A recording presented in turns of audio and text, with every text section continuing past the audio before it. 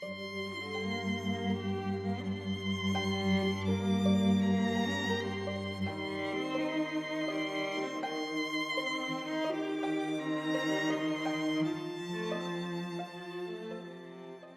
started with me meeting the dancers, so really it started off a project about two different dance styles. But then as I spoke to them and got to know their history a bit better, I realized actually there was another story which I could also explore. Material Men is choreographed with two male dancers, one of whom is an Indian classical dancer and the other is a hip-hop dancer. And basically the dance work has got two narratives. One is a simple one of two young men who dance in a very, very different style, dancing together on stage.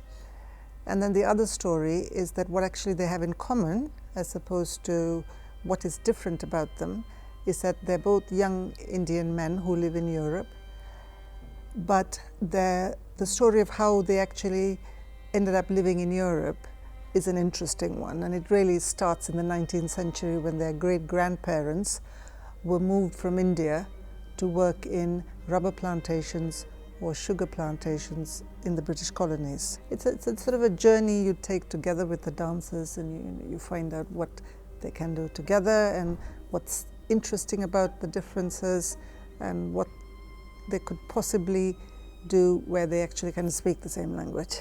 So it's a kind of, the music, the text and the movement, plus the set and the lighting design, all these help to tell the story of a dance work.